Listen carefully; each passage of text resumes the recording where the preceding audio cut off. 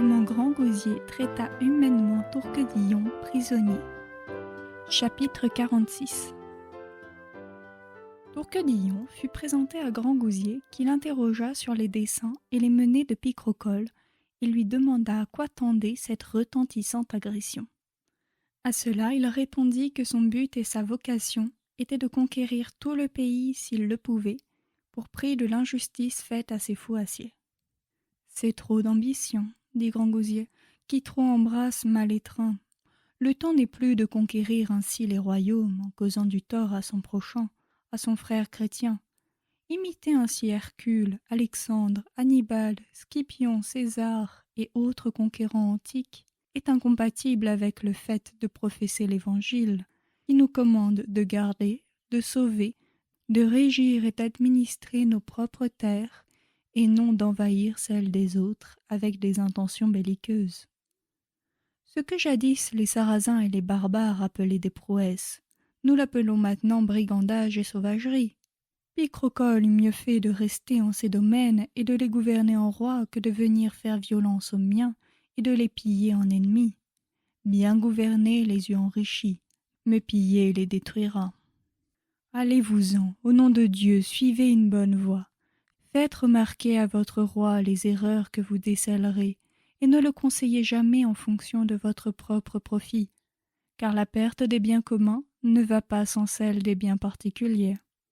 Pour ce qui est de votre rançon, je vous en fais don entièrement, et à ma volonté on vous rendra vos armes et votre cheval.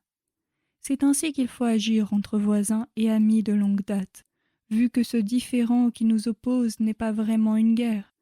Ainsi, Platon, au livre 5 de la République, ne voulait pas que l'on parlât de guerre, mais de troubles internes, quand les Grecs prenaient les armes les uns contre les autres. Si par malheur la chose arrivait, il prescrit d'user d'une totale modération. Même si vous parlez ici de guerre, elle n'est que superficielle. Ce différend n'entre pas dans le plus profond de nos cœurs, car nul d'entre nous n'est blessé en son honneur. Il n'est question en tout et pour tout que d'effacer quelques fautes commises par nos gens. J'entends les vôtres et les nôtres.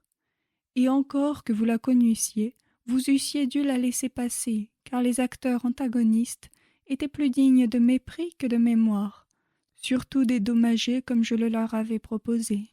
Dieu sera le juste arbitre de notre différend, et je le supplie de m'arracher à cette vie et de laisser mes biens dépérir sous mes yeux, plutôt que de le voir offensé en quoi que ce soit par moi-même ou par les miens. » Sur ces paroles, il appela le moine, et devant tout le monde lui demanda « Frère Jean, mon bon ami, est-ce vous qui avez pris le capitaine Tourquedillon ici présent ?»« Sire, dit le moine, il est présent, il a l'âge de raison, j'aime mieux que vous l'appreniez sur sa parole que de ma bouche. » Alors Tourquedillon dit « Seigneur, la vérité est que c'est lui qui m'a pris, et je me rends à lui sans réticence. »« Lui avez-vous assigné une rançon ?» demanda Grand-Gousier au moine.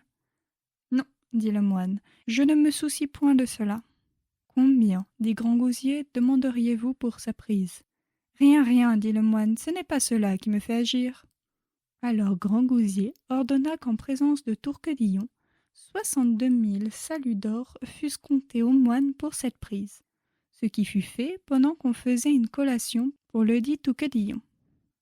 Grand-Gousier lui demanda si elle voulait rester avec lui ou s'il aimait mieux retourner auprès de son roi. Tourquedillon répondit qu'il prendrait le parti qu'il lui conseillerait. « En ce cas, dit Grand-Gousier, retournez auprès de votre roi, et que Dieu soit avec vous. » Puis il lui donna une belle épée de Vienne, avec son fourreau d'or, décoré de beaux pampres d'orfèvrerie, un collier d'or pesant 700 000 marcs, garni de fines pierreries, estimé 160 000 ducats. Plus, en matière de présents honorifiques, 10 000 écus. Après cette conversation, Tourquedillon monta sur son cheval pour sa sécurité. Gargantua lui donna 30 hommes d'armes et 120 archers conduits par Gymnaste pour l'accompagner jusqu'aux portes de la Roche-Clermont et parer à toute éventualité.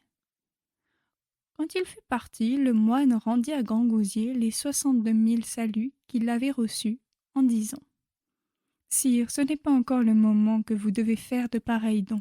Attendez la fin de cette guerre, car on ne sait quels événements pourraient se produire, et une guerre menée sans une bonne réserve d'argent n'a qu'un mince souffle de vigueur. Le nerf des batailles, ce sont les finances. Alors, dit Grangousier, je vous honorerai à la fin d'une juste récompense, vous et tous ceux qui m'auront bien servi.